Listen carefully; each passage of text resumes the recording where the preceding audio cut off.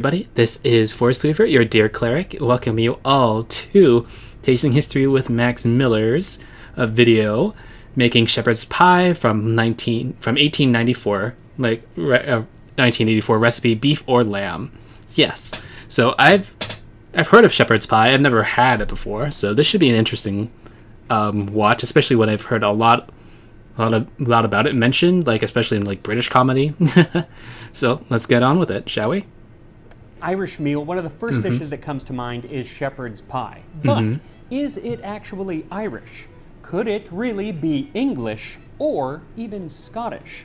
Well, it's all sort of United Kingdom. As I make this recipe for shepherd's I pie, love the swirl on in it. 1898. So thank you to Thrive 1894 Market for sponsoring this video as I eat my absolute favorite preparation of meat and potatoes, shepherd's pie. This time on Tasting History. Can't go wrong with that with meat and potatoes. When deciding on a recipe for today's episode, I kept going back and forth between shepherd's pie and cottage pie. What's the difference? Shepherd's pie being made with lamb and cottage pie being made with beef. Oh, okay. Or so they would have you believe, they being overly opinionated people on the internet. I had read this You mean fact almost so all many people on the times that internet? I just assumed it to be true. The story goes that shepherd's pie uses lamb because shepherds raise sheep, and cottage pie uses beef because cottagers or people who live in cottages have cows. The whole story kind of falls apart there. And as it turns out, that idea is relatively new, relatively being in the last 50 years. Many 19th and early 20th century recipes, including the first printed recipe for each dish, allow for either beef or lamb, or don't specify a meat at all. Heck, some old shepherd's pies Break the even bones. allow for chicken, and still others for corned beef. So knowing that historically either meat is allowed to be in either of these dishes, I've decided to choose a recipe that allows for this. Shepherd's pie. Minced cold beef or lamb. If beef, put in a pinch of pulverized cloves. Pulverized cloves? If lamb, pinch of summer savory to season it. Very little pepper and some Summer salt. savory? And I put know in a savory baking sauce, dish. but Mashed is it that supposed to be potatoes an and actual mix them thing? with cream and butter and a little salt, and spread them over the meat. Beat up an egg with cream or milk, a very little, spread it over the potatoes, and bake it a short time, sufficient to warm it through and brown the potatoes. So this is pretty representative of both shepherd's pie and cottage pie recipes from the 19th century, along with several other dishes that are pretty much the same exact thing, only under different names, like Sanders, Saunders, or a nice little dish of beef. And these old Sanders and recipes don't Saunders call for anything other than minced or sometimes sliced meat and potatoes. Now, a lot of modern recipes add cheese and sometimes vegetables, and then very often gravy and onions. And I did find some older recipes that call for gravy and or onions, but most of them are just this. It's spiced meat and potatoes. It was really just a way to use up leftover meat, which is why none of the recipes actually have you cook the meat. It should already be done. It's leftover meat from yesterday or the day before or last weekend for all it matters. Last weekend? This recipe allows for either beef or lamb. I'm always scared. I'm always kind of weary around 450 grams of roast about leftovers that's been over a week of cloves, in the fridge. 1/2 teaspoon of pepper and a 1/2 teaspoon of salt. So to prepare the meat, all you have to do is mince it up as fine as you can. Look at that. By the time this recipe was written, many people actually had hand crank mincers or meat grinders in their home kitchen. In their home kitchen, make life Jesus. a lot easier, but it really gives a different texture, more of a mashed meat than truly minced meat. That is ground beef. Cut up as small as possible. It's a real pain in the wrist, but it is what the recipe called for. In the wrist, I guess so. Did. Once it's all minced up, add in the cloves, the salt, and the pepper, and mix all that in. And then I decided to add one more ingredient that isn't in this recipe, but it is in the earliest known recipe that I could find, at least, for shepherd's pie. It's from the 1850s, and that ingredient is mushroom ketchup. Oh. Now today, usually when we think of ketchup, interesting. We think of Tomato ketchup, But historically, ketchup could be made with all sorts of things. Everything from mushrooms to walnuts. So I guess ketchup is just supposed to be like a sauce, there are tons of synonym or I've something? even made one of them. I made white ketchup here on the channel a few years back. Really? And so I kind of want to actually revisit the topic and maybe make one of the others, perhaps walnut ketchup.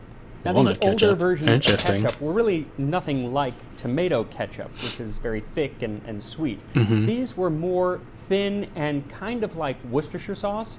Oh, And so okay. that's So what I'm going to be adding because I think distinctive it will really recipe add from- some flavor to Whoa. what is otherwise Mushroom pretty plain ketchup. roast beef. for pies, So I puddings, added and about sauces. 1 tablespoon of the mushroom ketchup Ugh. to the meat. Just to add some Looks almost extra like flavor. a- And to add extra flavor to your Yeah, life like a in Worcestershire general, sauce. then might I suggest securing your ingredients via today's sponsor, Thrive Market. Thrive Market is an online membership-based grocery No store worries. which can help you keep to a healthy diet while staying on a budget. But that's They offer a interesting. constant supply of high-protein, Mushroom ketchup? sugar snacks, as well as I think I've healthy seen that nutrients almond butter that before. include an assortment of things like cleaning and personal care products. And when it comes to their food, they really make But it easy yes. to find what you Yeah, want. the mushroom ketchup Sort sounds of your interesting. own dietary How? needs. You said it's similar to a different thing, but is it like a ketchup like a specific sort of thing? Because I think tomatoes ketchup right now is made with like And what's more, these cookies are actually is it a less vinegar expensive or than something? if Like I know it's like in sugar, In fact, some many sort of of the like items on Thrive others. Market are less I don't know. expensive I'm too and get them at unknowledgeable. stores. Maybe the comments can Right now, can when explain you it. go to Thrive Market, What use like my link in the what description, makes like Thrive Market, something a slash ketchup, Max Miller, some like you'll a get 30% walnut off your or first order, or plus mushroom a ketchup. free gift worth up to $60. That's Mhm. 30% off, $60 free gift. Yeah, that's at interesting. thrivemarket.com/. When I first saw it, it kind And now of on reminded me to of a little bit our like potatoes. soy So the amount sauce. of potatoes that you're going to need for this dish really varies. It kind of depends on going on to how the big of a potatoes. dish you end up baking this in. But I have never can also heard mash anyone 'em, say, put 'em in a stew. "Oh, I've made too many mashed potatoes," so I decided to go with 4 pounds or about Whoa. 1.8 kilograms of golden potatoes. You can also use russet. Then 3/4 of a cup or 175 milliliters of cream, a Making third the cup mashed or 80 potatoes grams here. of butter, 1 teaspoon of salt, plus 2 more tablespoons of salt for the water that we're going to boil the potatoes in. So start by peeling the potatoes and then cut them into small pieces, either in quarters or That's a eighths, lot of depending potatoes on to the peel. size of the spuds. Then add the 2 tablespoons of salt to the water, bring it to a boil, and add in the potatoes. Let them boil uncovered for about 15 minutes or so. You're looking to get them. So this is kind of like a by 2-for-1 fork. special. You don't want them mushy. A mashed Once they're done, you potatoes, can drain mashed them potato and recipe leave them in your the mince, colander for in another your 10 shepherd's minutes pie to recipe. Completely drain so they're not watery. Then put them back in the pot that you boiled them in and mash. You Mm-hmm. can also use a potato ricer if you like, but I like to mash as it lets me release Think any he negative energy I pulled might down the be holding exposure on. on Who the needs mashed potato therapy ones when because you of how have bright they were. potatoes? Once the potatoes are mashed, we're going to add in the butter and the cream. And it helps if the butter and cream are at room temperature or even a little bit warm. It allows them to better incorporate into the potatoes. Also, get all just like that. snowflakes, no 2 potatoes are exactly the same. So some potatoes will need a little more cream, some potatoes will need a little less cream. You don't want this to be too liquidy. You want it a fairly stiff mashed potato mixture. So just add a little bit of a cream at a time, and Oh, then look you at might that. not need the whole amount. Then once the mashed potatoes are all ready, you can decide on what container you want to bake these in. You could do like one large 9-inch pie tin, or you could do some smaller, more personal, individual Oh, ramekins, I shepherd's guess. pies, and that's what I decided to do. So add in a layer of the meat on Ooh, the bottom and I pack guess it a down. cast iron And one. mind you, this dish should be about 1/3 meat and 2/3 potato. Today, I find Tons those of amounts starch. kind of flipped. The meat tends to be the star of the dish, but in the 19th century, most of the recipes call for almost all potatoes and just a little bit of meat. Probably Once the because meat like is you layered down, you then can get spread potatoes ample more mashed easily potatoes all than over just the top meat. and give it a bit of a heap in the middle, and then smooth the sides. Then the recipe wants us to get a nice golden color on these potatoes, and to do so, it says to mix an egg with a couple tablespoons of cream or milk. I went with Interesting. cream because there's already cream in the potatoes, so I figured in for a penny, in for a pound. Brush this egg mixture on top of the potatoes, and then create some lines on the top, and this is going to let the heat catch on some edges of the potato, which helps with the appearance. Then set those dishes Much onto more- a baking sheet. oh, and you put can that see the into swirl oven one you at get- 400 they did. degrees Fahrenheit, 205 Celsius, and bake for about 20 minutes or until it's a nice brown color on top. Also, definitely don't forget that baking sheet or some sort of tray because they do tend to kind of bubble over. And Oh, if that no. drips onto the bottom of your oven, it's not going to be great. So this dish Yeah, I always don't want is a bit the- of a don't bone want of the, contention potatoes burning on the inside of the internet, oven. At least, Obviously, about the name, shepherd versus cottage pie, and what's in those, as I've already discussed, as well as other ingredients to add. Like, frankly, if you add peas to my shepherd's pie, I'm going to send it back, or at least eat it begrudgingly. Don't like the peas in the pie, huh? This dish has to do with the origin of it, because the English, the Irish, and the Scottish all take credit for inventing the dish.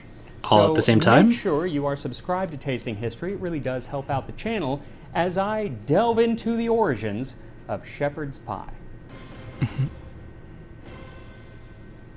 Finding the provenance of shepherd's pie or cottage pie or whatever you'd like to call it is really quite difficult, partly because there are so many names for this dish, and partly because you have to decide on what constitutes a shepherd's pie.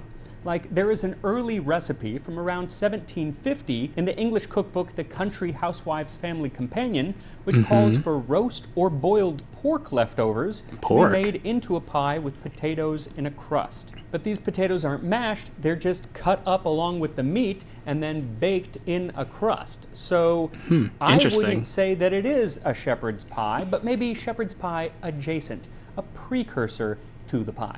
So maybe a pre-pie, as you will. The actual name, shepherd's pie or cottage pie.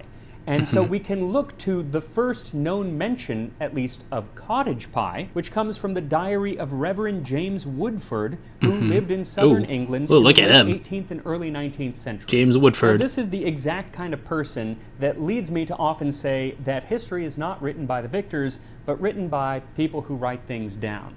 Because he kind of was unremarkable. I'm sure he was remarkable, you know, to himself and to his mother, but you're just saying like he had a face that only a mother could love. Oh man. He's only known for writing down the rather banal activities that he did as a country parson and as an Oxford student country parson? In the late 18th century. And while it's nice to get You're these supposed to put on an accent there of, you know, somebody living at the time in the country, he doesn't really give a lot of information.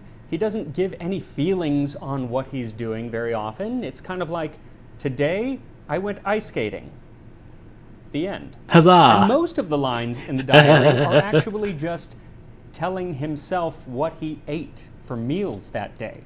Well, for me, that's a frickin' treasure trove. March 8th, 1799. Ooh, March 8th. Dinner today. A boiled pike and cottage pie. Oh, pike. Very indifferent indeed all the day long. Throughout the 1790s, That's so funny. Very indifferent the rest of the day. Pie, but since he doesn't really give a description, you gotta use that more often. Know if that cottage it's pie indifferent, is anything but most like of the day. what we think of as cottage pie today. The closest thing that he gives us is a mention in 1801. October 28th, 1801. Dinner today, a cottage pie made of veal, etc. Thank God. I was finally today not so nervous. Since I left off smoking, I think I am better. Aw, good for him. I'm glad that he's given up smoking and that he feels better because of it, but I would much rather have him use those lines to describe a little bit more in detail what cottage pie was. Made of veal, etc. You're killing me, Woodford. Now, often when we I can just imagine Max just like throttling like that, Woodford, just like, what did you eat? Tell me in detail.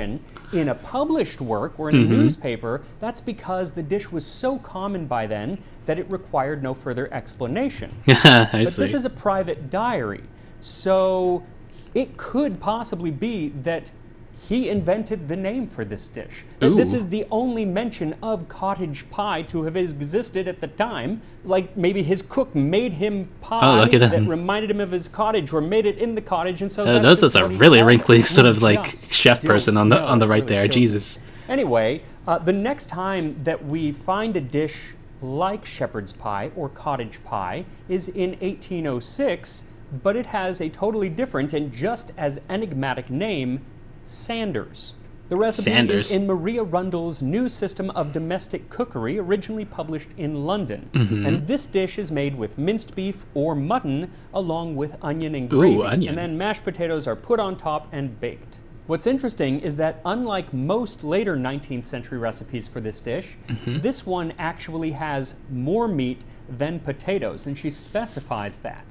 And I'm not sure why that is, but it might be because meat was not as dear to the people that she was writing for, because she was writing for more well-to-do private families. Yeah, And the same have more goes means to for be the able to cookbook get by one. Eliza Acton, Yeah. Modern Cookery for Private Families. Her 1845 recipe Have is not much for more Sanders, like but access for to meat Saunders. and money Her to version of the dish purchase has that the meat with. sandwiched between layers of potatoes, and she gives an option to make the dish even nicer, saying a very superior kind of Saunders is made by substituting fresh meat for roasted, but this requires to be baked an hour or something more. Sausage meat, highly seasoned, Sausage may be meat. served in this way instead of beef or mutton. Bam. So if Double- this dish doubly was called prepared. Sanders or Saunders, then where did the term cottage pie or shepherd's pie come from? I feel like Well, he I'm not entirely sure, but I have a hypothesis that might have some merit. I'm not really sure. See, at the time, the term cottage or the term shepherd would have had a connotation of lower class. Yeah, working makes sense. people. Yeah. These recipes all come from cookbooks for a bit of a higher class Yeah, so- clientele. and those people don't want to be maybe they compared to changed the name to the working Sanders or class. Saunders Yeah. simply to not have that connection with the lower working classes. Again, I'm not sure, but it would make sense to me. Now, it's also possible that this name change had to do with the fact that the dish was associated with a group of people that many of the English looked down on at the time, and that is the Scots. I know what Ooh. you're going to say. Don't you mean the Irish, Max? Well, yes, this dish I associate with Ireland, but in this case, I do mean the Scots. Now, at this period of time, Scottish. the English were even more down on the Irish, especially in their use of the potato. As William Cobbett, Oh, the English well, look at this wrote guy. in 1833, as he Jeez. lamented England's relying on potatoes, for it must be a considerable time before English people can be brought to eating potatoes in the Irish style. Irish That is to style, say, wow, scratch them out okay. of the earth with their paws, toss them into a pot without washing, and when boiled, turn them out upon a dirty board, and then sit round that board, peel the skin and dirt from one at a time, and eat the inside. I hope we shall, in the words of D. Drennan, leave Ireland to her lazy root, if she choose still to adhere to it. It is the root also of slovenliness, filth, misery, and slavery. But while he doesn't write about the Scots Wow. with quite so much vitriol, I don't know what was wrong with this guy back then. Yeah, just The had like a Scots thing in general, stick up his especially the bum. people from the Highlands were very often looked down upon, kind of as second-class citizens, especially by the wealthy people in England. Ah, yes, And when the we read wealthy through people. newspapers from this time, All those it does commoners. seem that the dish, at least under the name shepherd's pie, Mm-hmm. comes from Scotland. The first printed recipe in a book for the dish under that name comes from the Practice of Cookery and Pastry, published in the 1850s in Edinburgh. Now, just because the first Edinburgh. recipe was published there, that doesn't mean that the dish originated there. But let me draw your attention to exhibit number 2, an Irish newspaper article written by an Irish reporter in 1872. The Okay. Scottish Corporation have just had a dinner. A We dinner? learned that there was a strong flavor of national dishes in the menu, which include cocky leekie, Scotch broth, haggis, Scotch broth. sheep's heads, shepherd's pie, and white and black puddings. All excellent things in themselves, but not amalgamating very readily with the light French and German wines on the table. Yes, this Irishman from 1872 deems shepherd's pie to be keenly a Scottish dish, up there with haggis and cocky leekie. Now, does that mean What- that what there is were that no last people in one? Ireland Cocky mixing leekie? old meat and potatoes and layering them and baking them? Absolutely not. I'm sure it was happening, but it doesn't seem that they called it shepherd's pie. But it is Probably around called it this something time, more the latter Irish, I part guess. of the 19th century, that Irish newspapers start to be filled with recipes for shepherd's pie and cottage pie, which are indistinguishable. Both are made with beef and mutton Ugh. in pretty much all of So the blurry. recipes. Or in the case of one Dublin recipe from 1895, it actually says that you can use scraps of cold meat, game, or poultry Cold that there meat? may be in the house, and served either as mince or shepherd's pie for luncheon. So that means that they might have been eating a shepherd's pie with rabbit or even chicken. utter madness. Now, it does seem that by the early 20th century, Just whatever you have on hand, at least man. in the Like, newspaper articles and you don't be picky, recipes especially are if you're calling like cottage pie not too far well to more do. often than shepherd's pie, but they still call for either beef or mutton.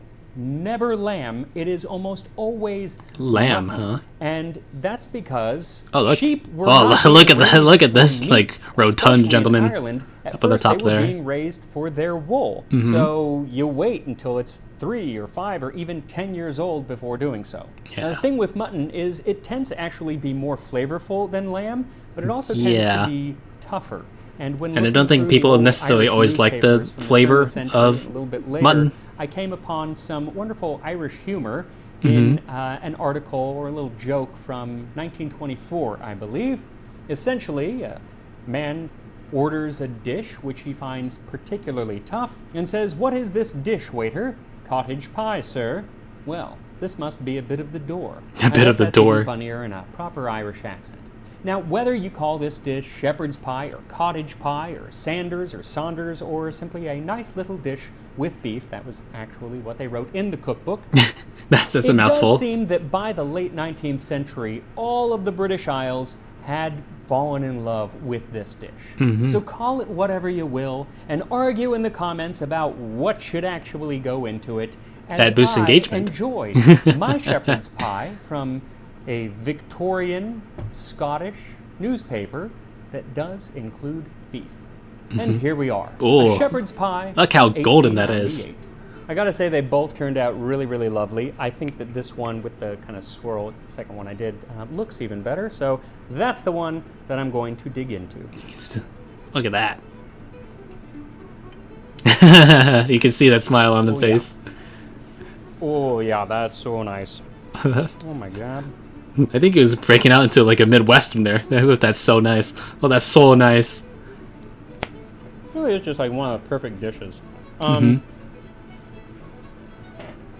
I love the color that the golden potatoes make. They are golden.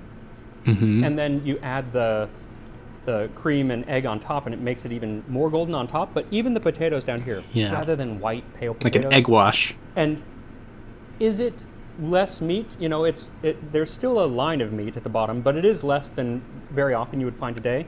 I think it's plenty.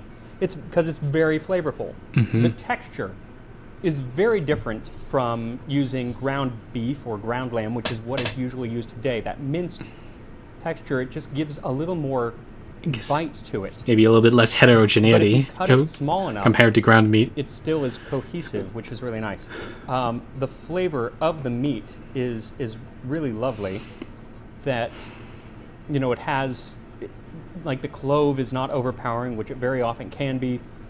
The mushroom ketchup is not overpowering, but it is there, and it adds this kind of just interestingness, a little depth, rather than just roast beef, which you can do, but this adds something. The potatoes they should be the star of the show, and in my mind, they really are. I'm just gonna have some potato. Just the pure potato. Can't be beat, huh? Honestly, the whole dish could just be mashed potatoes. He would just be wants fine he with just me. wants just wants mashed potatoes. Yeah, absolutely fantastic. Make this or any other version of shepherd's pie. They're all delicious. If you want to add cheese, go ahead and add cheese. If you want to add peas, don't. Just stick No with peas in the pie. It's just perfect. It's wonderful. It's simple. It's easy. And I will see you next time on Tasting History. All right, there we go. That was a nice like nice little deep dive onto shepherd's pie or Sanders, the whole complex history of it. Yeah, that was very fascinating. Really makes me appreciate like shepherd's pie and all that stuff. Like I said, I've never had before, but maybe I might try it just to see it. But yes, everybody, please let me know what you guys think. And yeah, I'll be seeing you all next time. Bye bye.